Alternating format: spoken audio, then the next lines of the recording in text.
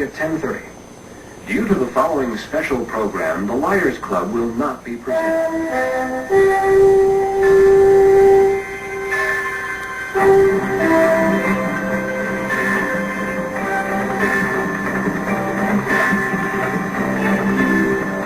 800 miles to Indy. A review of the champ cars in action. A preview of the big one, Indianapolis. And a look at racing's big divorce, the kart USAC split. Just one more lap before the green flag falls. Then it's on to the best of this year's IndyCar competition.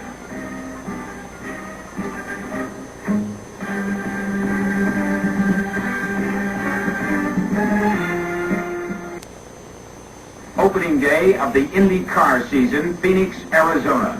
The SCCA kart Phoenix 150. It was Bobby Unser of Albuquerque, New Mexico, the fastest man on the mile oval. Once around at 145.666.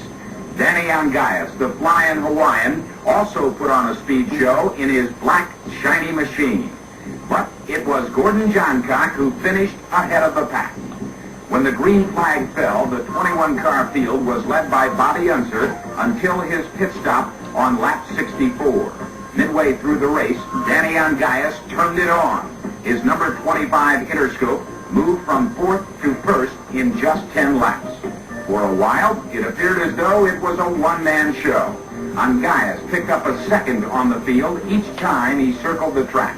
At one point, he was almost a full lap ahead of the second-place car. Then came Danny O's pit stop. It was a long one, 25 seconds of precious time. When he got back in the competition, he was fifth and running as strong as ever. In fact, Angayas' speeds were near his qualification run. Then it happened. With only 20 laps to the finish, trouble. The engine let go, and Danny Angayas' day was done. When the oil was cleared, the green came out again with only 10 laps left. Now, it was a sprint to the checkered.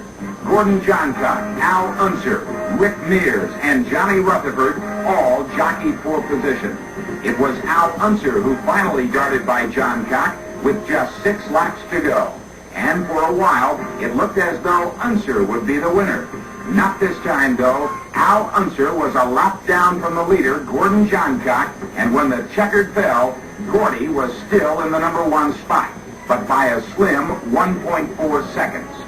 Johncock was surprised at the win. He thought Al Unser had won it. Gordon Johncock was a happy man. It was great. There's no question about that. The whole crew, I'm sure. It's the way we started out last year, and then first we had a good season, but then it kind of slowed down. We didn't have to, but I think we got a little better equipment this year. We got equipment that's a little more competitive than we did have last year, and I think we're going to be right there knocking on the door all year. Rick Mears in the Gould Penske machine was second. Third went to Johnny Rutherford. Al Unser was fourth, and Bobby Unser, who looked like a winner from the start, ended up in the 5th spot. Total purse for the first SCCA kart IndyCar race was over $100,000. Johncock's share, almost $19,000. The kart people did a lot of talking this winter, but the Phoenix 150 was all action, and kart did a first-class job. They promised flexibility, and that's what they delivered. They started 21 cars instead of 18. Kart's rule book says the promoter may add 2 alternates, plus 2 other cars to the starting field. And that's what promoter Bob Fletcher did. The Phoenix race was competitive and a job well done, but had some problems too. The biggest one, no road into the track. Late Thursday night, the job was done, just 2 days before the race was scheduled to run. Many were wondering if Kart's opener would really happen. 2 weeks later, it was USAC's turn. The place, Ontario Motor Speedway in California. The opener of the championship series. The day, the weekend, and all the honors belong to the legendary A.J. Foyt Supertex. On Saturday, he won the pole position in both Datsun 200 milers. He set an all-time track record for stockers at Ontario. And then on Sunday, Foyt won everything in sight. Anthony Joseph Foyt, the favorite. His equipment and skill put him in a class by himself. Foyt's speed on the 2.5-mile oval, 188.347. The closest to Foyt was Roger McCluskey in the number 72 National Engineering McLaren Cosworth. His speed, 182.937. Bobby Nearer was there and talked to Roger just after his qualification run. Been playing with this car for a little bit, and I was telling you earlier, Warner bought it over a year ago, but he didn't have any engines. So we didn't run it last year. But we're from McLaren, a new chassis, and we're running Cosworth, and I'm pretty happy with it. I think it's going to be a good machine. Feel like you've got something you can really work with this year then? I really do. I'm really looking forward to the season. Well, Foyt qualified just a little bit before you, and looks like he might be running away with things. Do you think you'll be able to keep up with him? Well, we're going to find out tomorrow, but Foyt's never easy. When the green flag dropped on the 21-car field, to the surprise of everyone in the grandstands, A.J. Foyt did not take the lead. It was Johnny Parsons in the number 15 Lindsey Hopkins car who shot by the first row to lead the pack into turn 1. Parsons came from 5th to grab the first lap honors. JP didn't stay there long, though. By lap number 2, Gary Bettenhausen was the front runner. Bettenhausen put on quite a show for 20 laps. Then fate took control. His number 46 machine tapped the wall, and he was done for the day. I hit something laying on the front straightaway up near the wall, because when I went into one, the back end of the car just went out from underneath me, and I spun and just bumped the wall just enough to keep us out of the race. But it's not really hurt too bad. Wasn't your engine then? No. By virtue of Bettenhausen's untimely exit, A.J. Foyt inherited the lead. A few laps later, Foyt made the first of 3 pit stops, and Tom Bigelow went to the head of the pack, but just for 1 lap. When Supertex got back in the thick of things, he charged into the lead once again. Near the end of the race, Foyt was almost a full lap ahead of the second-place car. Then, with just 6 laps to go, another yellow. While safety crews worked to clear the track, the 11 cars still running bunched up behind the Datsun pace car. And with just 1 lap left in the 200-miler, the race went back to green. This time, Foyt took no chances. He darted into the lead, and when the checkered fell, he was out in front by 3 seconds. Foyt had led 59 of the 80 laps, and his victory at Ontario marked his 62nd USAC Champ Car win. Second place went to Johnny Parsons in the Lindsey Hopkins Lightning Drake 8. Bill Vukovich was 3rd, Sheldon Kinzer finished 4th, and Cliff Husel 5th. Total purse for the Datsun 200 Champ Car event at Ontario was over $90,000, and Foyt's share, almost $18,000. A better-than-average crowd turned out for the Datsun Twin 200 milers, 20,000 people. As for the competition, A.J. Foyt tells it best. Well, it was very competitive. I went from 1st to about 8th or 9th. No, I thought it was a very good race, all day long. It's a typical race, first season, where you do have some breakdowns, but Gary ran very strong all day, and it was pretty competitive, and I think pretty exciting, like you said, to start, when everybody went in the corner about 5 abreast, more like midgets instead of Indy cars. There was only one big problem during the race, dry fuel tanks. Generally, everyone planned on getting 2.2 miles per gallon, but in reality, the cars got only 2 miles to the gallon. Foyt could have run out of fuel, but made one last unscheduled pit stop. It was during that stop he took on extra methanol. For the United States Auto Club, a trouble-free race. And USAC's President Dick King was in California for the season opener. It was a darn good race. There was a good crowd here today. It was a beautiful day, and I think that it kicked us off real fine. USAC officials said they would adjust the newly set boost levels if necessary, and that's just what they did. On Friday, after practice, they upped the boost for the 4-cylinder power plants from 55 to 60 inches. That added nearly 5 miles an hour to the Offie's top speed. Phoenix proved that cars can run a race, a good one, even on short notice. And Ontario showed that USAC, if it's really dead, is one very lively course. The score is tied after round 1. In a minute, we'll take a look at round 2 in the battle for Champ Car control. USAC opened round 2 at College Station, Texas on April 8th. And again, A.J. Foyt took top honors. He landed the pole position for the Coors 200 on Saturday, his speed a blistering 192 plus. Johnny Parsons was next on the grid. He came in at just over 188. 4 miles an hour slower than Foyt. Then on Sunday, Supertex collected another trophy and his 63rd USAC Champ Car win. Al Unser, his closest competition in that department with 35 USAC wins, has got a long way to go, and he's not even a registered USAC driver this year. Al is carrying the kart banner. When the green flag dropped, A.J. Foyt was the man leading the pack, but this time his ride was the famous Foyt Coyote, not his Parnelli car.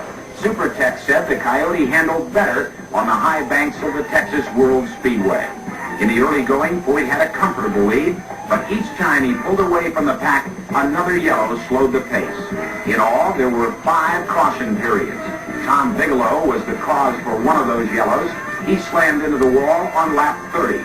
Luckily, he wasn't hurt, but his car was severely damaged. About halfway through the race, Gary Bettenhausen began the hunt. At one point, he even passed Foyt, a very difficult task when Supertex is running well. Near the end, Foyt and Bettenhausen were running side by side at speeds over 190. But when the checker fell, A.J. was the man out in front.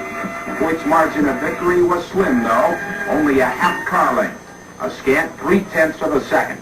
It was a long, hard day for both Foyt and Bettenhausen. Bobby Nearer listened as they talked about it. Cross over and come down low. The thing would get a little loose. You try to see if you thought right there. I do what I thought. I get how many laps did it for? 4. You was out of fuel, weren't you? Oh, the yellow. Yeah, I know. I had to figure out. I don't think he got it full. You know, I should tell you the reason why. The way he shouldn't have had to stop for one more time. And that thing I went down the back of him. I said, man, we're out. April 22nd, on the high banks of Atlanta International Raceway, kart was in action again. This time a new twist. 2 IndyCar races, 125 miles each. Lone Star Jr. was the man of the day. Johnny Rutherford captured a number of firsts in Atlanta. A lap of 201 plus put him on the pole for race number 1 of the Twin Dixies. JR won that one and set a race record for the Indy cars in the process. Then, just a few hours later, he broke that new mark by winning the second race, too. His average speed in that show, 166.159. That made Rutherford the first ever to grab double IndyCar victories in one day. And his wins were like a walk down memory lane. It was in Atlanta 14 years ago that he took home his first championship trophy. First half of the doubleheader, it was Lone Star Jr. in the Budweiser McLaren Cosworth who charged into the lead. And for 10 laps, he set the pace for the 18-car field. Rutherford was traveling at speeds over 190 miles an hour. Veteran driver Gordon Johncock, in a Vignati-prepared Penske machine, was never far behind. The 11th time around the mile-and-a-half oval, he moved by Rutherford to take the top spot. Johncock led 32 laps in all, 2 more than JR, but not the one that really counted. With just a little more than 30 miles to the checkered flag, mechanical problems took their toll. Steve Krisiloff, in the red number 7 machine, slowed on the backstretch. His problem, transmission failure. And just a few laps later, Danny Angaias rolled into the pits. Precious seconds ticked by before he finally got away, and then he didn't go far. His engine died before he got out of his pit, and the Interscope team had to pull him back for a restart. Angaias was off again, but he never made it back on the track.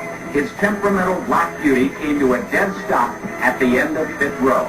His downfall, a blocked fuel line.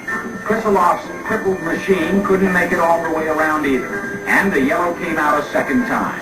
When the field lined up for the restart, Tom Sneva was the leader, but as the green waved the final time, Lee Koonsman in the Bell's Parnelli machine blasted by him to take over the number 1 spot. For 12 laps, he outmaneuvered some of racing's finest chauffeurs, but it wasn't to be his day. Koonsman's hope for a win ended with just 2 laps to go. That's when Rutherford finally found some daylight. He went high in the first turn and shot by Koonsman. Lone Star Jr.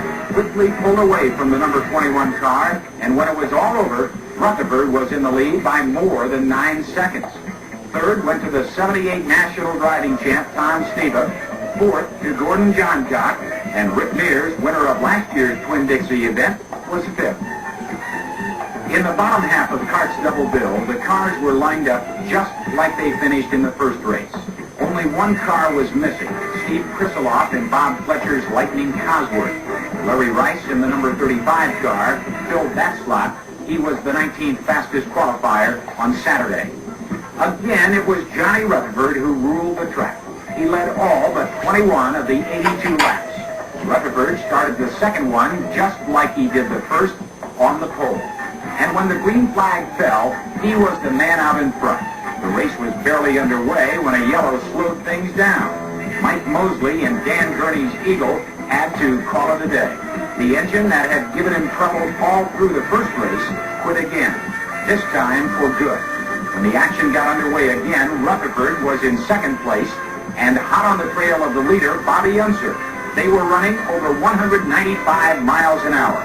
After chasing the Penske ground effects car for 7 laps, Lone Star JR finally got by the man from Albuquerque.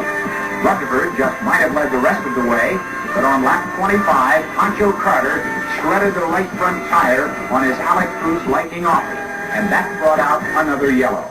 JR, along with virtually everyone else, hustled into the pits, all but Salt Walter. When the pit party was over and the field lined up behind the AMX pace car, Walter, in the number 77 Dayton Walter machine, was leading the pack. Johnny Rutherford was not to be denied, though. He overtook Salt Walter on the 39th circuit, and when it was all over, Lone Star JR was running number 1. Bobby Nearer talked to the Texan on Saturday, and even then, he felt confident about his chance to win. Everything seems to be in awfully good shape. The cars feel we've got 2 cars and they're comparable to one another speed-wise, and it's very comfortable. So we're just kind of doing what we need to do today to get set up for the race itself tomorrow and do the thing. Second place went to Rick Mears. Third to Al Unser. Bobby Unser was fourth, and Danny Angayas ended up fifth. Although Johnny Rutherford was the victor, top speed honors went to Danny Angayas. He was cruising the Atlanta Oval at speeds over 200 miles an hour. Angayas might have taken home the winner's purse had his tires been able to stand the strain. But no luck for Danny O. The lion's share of the $125,000 pie went to Johnny Rutherford. He earned nearly $24,000 for the day's work. Cart's Atlanta race was a double shot of good IndyCar competition, but not many showed up to watch. Less than 4,000 people paid to see the second annual Gould-sponsored Twin Dixies. 3. The 63rd annual Indianapolis 500, racing's biggest payday. And for the first time this year, Cart and USAC will be racing together on the same track.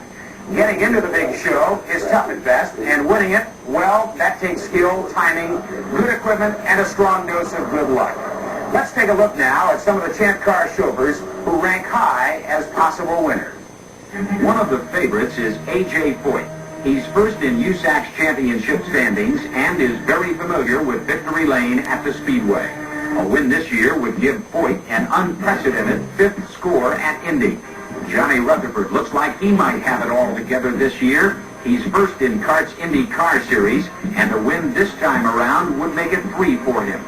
Rick Mears is definitely a top contender. His 4th time out at Indy, he's driving for Roger Penske. The 27-year-old Californian is second in Cart's series, and his lowest finish so far this year has been 5th. Gordon Johncock is 3rd in Cart's point standings, and feels his equipment is very competitive this year. If he can find the winning combination at Indianapolis, it would be his 2nd trip into Victory Lane.